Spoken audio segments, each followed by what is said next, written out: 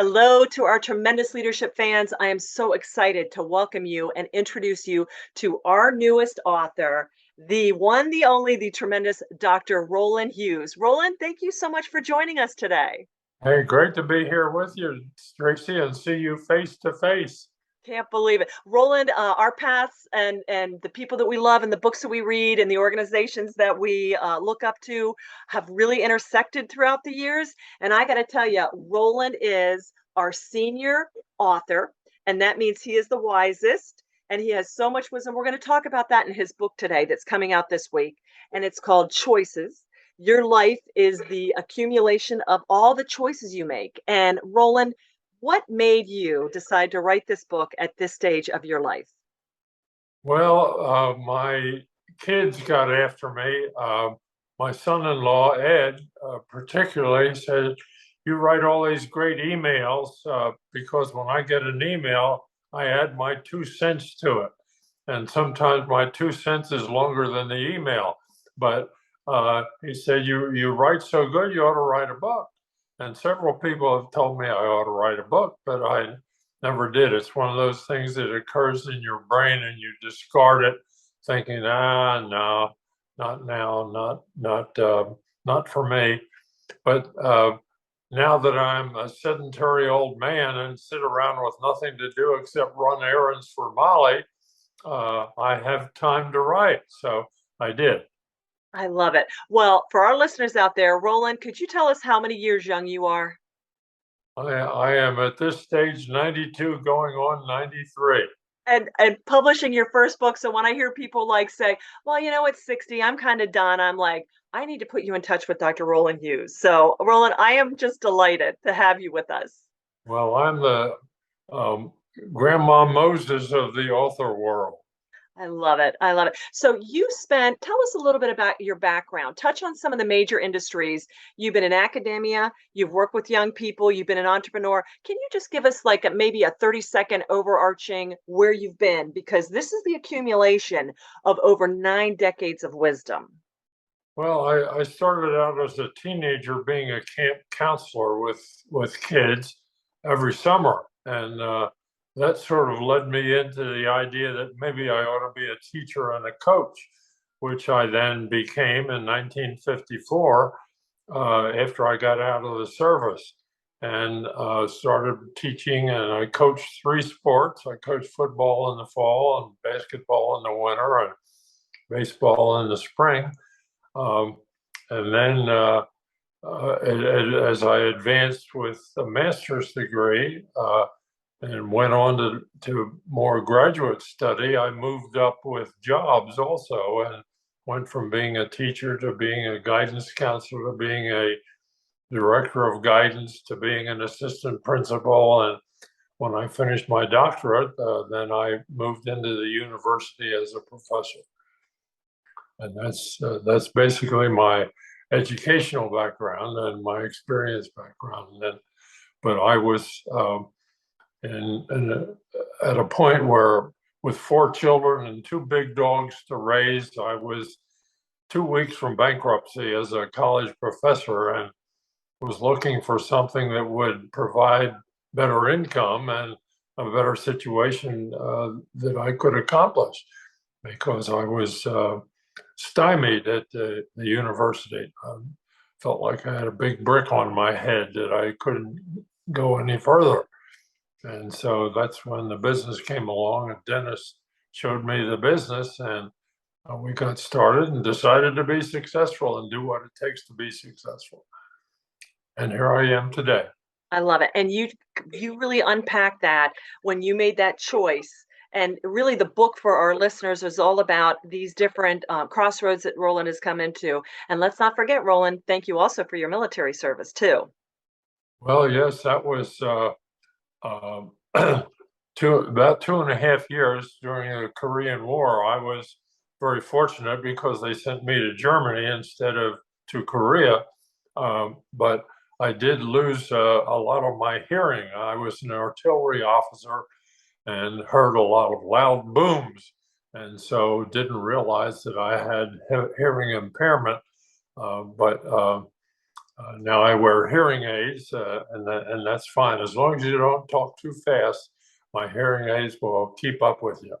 I love it. So, Roland, you really hit on the title of the book is Choices. And that obviously is the major message from your book. It comes through loud and clear. And for our tremendous leadership listeners, you all know how important it is our choices. If you want a tremendous life, make tremendous choices. So, for our listeners, who out there did you write this book for? Oh my goodness. I didn't really think about who I was writing it for. I hoped it would be a learning experience and I would mix in humor and wisdom together, which is kind of unusual, I guess. Um, and just wrote from the heart as to how things occurred to me and what things would be helpful for other people. Mhm. Roland, if there's some of our listeners out there that feel like they've made bad choices in the past, what does your book have to offer them? Everybody makes bad choices. In my book, I have a quote that says, interviewing a gentleman that wanted to know why he was so successful. And he said, because he made good choices in life. And the interviewer asked, well, how did you come to make good choices in life? He said, by making bad choices. And so you do both as you go through life. You make errors of omission, you make errors of commission, Mhm. and it's inevitable. Everybody does. There's no way to escape it. So the thing is, you just don't want to make any bad big choices. Right. Um, you can make a lot of little choices and still come out okay, but when you make bad big choices, that comes with a price, always. Well, and I love it for the listeners that you do wit and wisdom. I mean, there's a lot of truth, and tough truth hurts, but you also put some wonderful wisdom and winsomeness. That if you can't laugh at yourself and go, "Oh, coulda, woulda, shoulda," you can't really move on. But Roland, the nice thing about your book for the readers, he has it structured into like the three main choices, and then there's a lot of other choices that accompany that. But can you briefly touch on each of the three main choices that you say are the foundational choices for living a wonderful life? Yes, and lots of people I have asked if you had to list the three most important choices in life, what would you say? And most people will get one or two of the three, but they don't get all three. And when I give them my opinion of what the three most important choices are, they agree with me. And the third of I have listed as the third most important choice is choosing a mate because if you get this right, you will become happy. If you get it wrong, you will become a philosopher.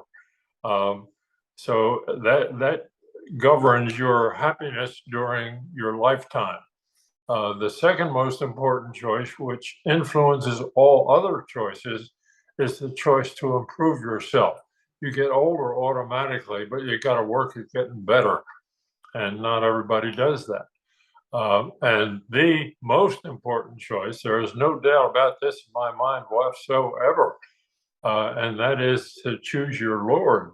And if you don't choose Jesus as your Lord, you not only miss out on all the benefits that would come to you and the blessings of life, but you miss out on being miserable in eternity. Uh, Everybody wants to go to heaven, but nobody wants to die. The fact is that everybody is going to die, but not everybody's going to go to heaven. And it rests on such a simple task as a profession of faith. And Roland unpacks each of those choices throughout his life, has a lot of quotes, a lot of wonderful jokes, and it's just like I said, my sister was helping me edit it, and I told you, Roland, she already read it 3 times. She was just, and I'd hear her over there in the background laughing at it. So I love it, and I really love that you pulled the choice to develop yourself as one of the main choices because no matter what you do, if you are wise in your own eyes, you might as well forget about it because you can't evolve and be anything else. And we want to finish the race strong. And if you're already the 50s saying I already have everything I need and know everything I need to know, well then there's not much else we can do with you kind of thing. So I love that you also included that with the choice of the spouse and again the choice of who you're going to lay up your hope for eternity with. Excellent. Well, Roland, anything else in the book you want to share with our listeners? Well, I do cover numerous other choices, uh, and they come after the big three because I didn't want anything to detract from the big three. So I spend less time on these, but I do talk about a choice of your friends, a choice of what you do with your time, a choice of where you live, a choice of career, even a choice of your government. What kind of a government do you want? And we're at a somewhat of a crossroads today as we look at the future of this country. Which direction are we going to take? And it's become very clear that there is a distinct difference between the two directions. Absolutely. And it is all about choices. And I love that you were bringing it back to the individual to live life according to how they want it. So, Roland, what are you out speaking? Are you still involved in the business? Tell us a little bit about what you hope to do with the book. Well, I hadn't really thought about this because that's a new experience for me. I don't know what the future holds as far as being an author is concerned. Of course, I've done a lot of speaking all over the world in our business, and but right now I'm pretty much just around the house with a lot of time on my hands, except for running errands for Molly and doing chores around the house. But where this leads, I have no idea. I'm just uh, letting the Lord take the lead and point me in the direction that I need to go. Amen. Because Amen. reading David Jeremiah's book Forward, I learned that you're not done until you're dead. So Mm. you keep doing while you're alive. And I just let the Lord lead and take me in what direction I go. I love it. Well, to our listeners out there, and Roland, thank you so much for continuing to run the race strong, for sharing all your wisdom. I mean, it's not often you get somebody with this much wisdom that still wants to put it together and share. And for our listeners out there, I want you to head on over either to Tremendous Life Books or Tremendous Leadership or to Amazon and make sure you get the book on launch day. We're going to have an ebook, we're going to have physical copies of the book. I'm also going to put Roland's contact information if you want to get a hold of him, connect with him because he and Molly are just a tremendous wealth of wisdom. And I know you're going to be so blessed with this book because, if you want to learn how to be successful, read about it from somebody who lived just a successful life in everything they did. And Roland was in so many different areas, but when he was aware that something was off or something was not right, he made the choice to do what he needed to do to make his life the way he needed to make it. And he also poured into tremendous amount of people while growing his own business, and that's how he got to top of that. So, Roland, from a familial standpoint, from a spiritual standpoint, from a professional standpoint, Roland, just thank you so much for all the things you've done, all the lives you poured into, and thank you for continuing to pour out your wisdom into all of us. Well, thank you, Tracy, for all the help you've given me to launch this book. It's a team effort. Thank you so much. You're welcome. And again, to our tremendous leadership fans, please be sure and share this with everybody that you think wants to learn how to make tremendous choices and have a tremendous life. Thanks for being a part of our tremendous tribe. Roland, thank you again, and have a beautiful rest of the day. Thank you. Bye bye. Bye.